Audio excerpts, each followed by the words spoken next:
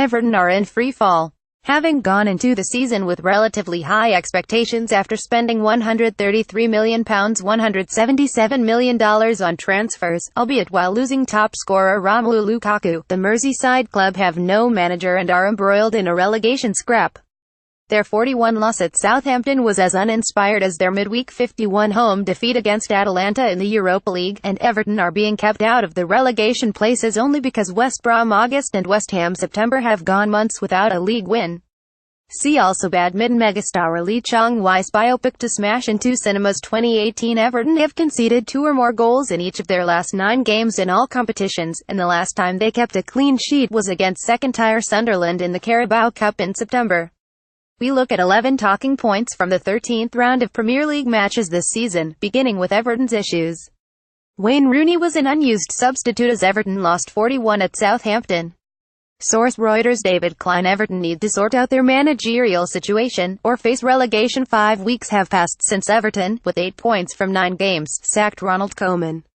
4 games on, they have gained 4 points, chiefly thanks to the dramatic comeback win over Watford, but have lost 5 of 7 games overall.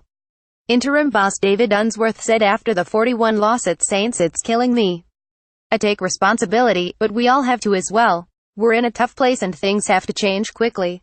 If Everton do not sort of their managerial situation, they face the very real threat of dropping out of English football's top flight for the first time in 63 years.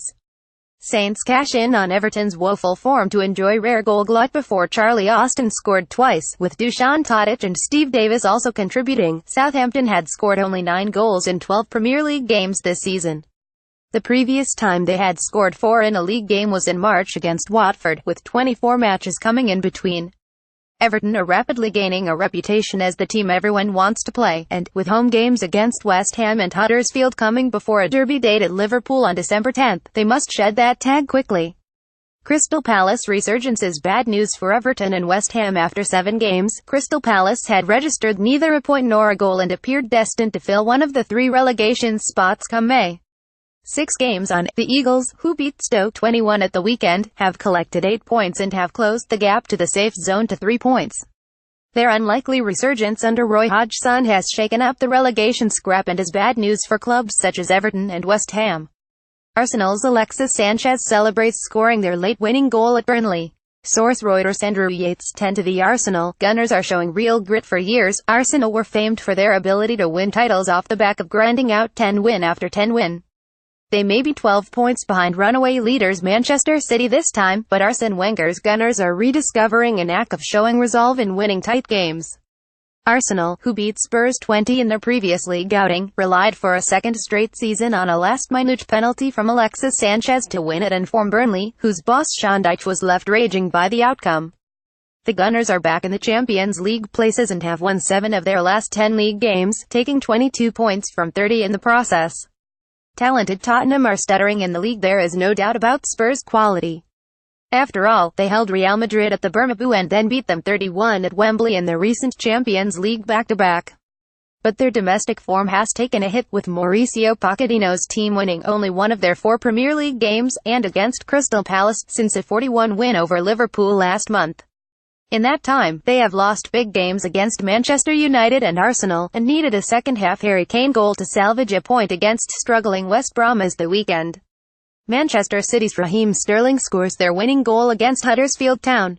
Source Action Images via Reuters. Carl Raccini. Manchester City maintain run, but unbeaten season is impossible. The league leaders went 10 down and needed an 84th-minute goal from Raheem Sterling to beat Huddersfield Town, but still managed an 11th successive league victory.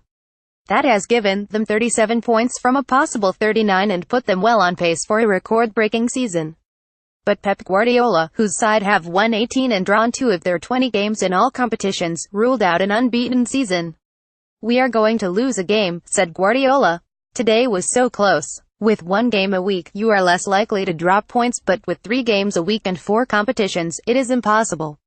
Jose Mourinho. Too attack-minded in 10-win Manchester United needed a deflected Ashley Young goal to beat Brighton Hove Albion, but manager Jose Mourinho said he selected too many attacking players. Mourinho named Romelu Lukaku, Anthony Martial, Marcus Rashford, Juan Mata and Paul Pogba in his starting 11, which he felt contributed to a loss of control in the game. "I wouldn't be surprised if today some of the pundits say we play with too many attackers," said Mourinho. "I wouldn't be surprised, but if they say that, I think they were right." Victory ensured the gap between United and cross-city rivals City remained at 8 points. Mohamed Salah scores his 10th Premier League goal of the season. Source Reuters. Villanobile. Mohamed Salah emerging as the goal-scoring star of the season in a league that Sergio Aguero, Gabriel Jesus, Alexander Lacazette, Alvaro Morata, Lukaku and Kane call home. It is perhaps surprising that Salah leads the way with 10 goals this season. But Liverpool's summer recruit from Roma is emerging not only as the most impressive of the Reds' many attacking gems but as an elite goal-getter. His goal in the 11 draw with his former club Chelsea was his 10th in 12 Premier League starts this season, and he now has 15 goals in 20 games overall. Outstanding. Watford continue to thrill on the road during the 201,617 season. Watford gained 12 points away from home. In 7 away games this season, they have already surpassed that tally. Their impressive 30 win at Newcastle United, their biggest away win in the Premier League era, was further proof of their steady improvement under Marco Silva. Newcastle, meanwhile, must pick themselves back up after losing a 4th successive league game.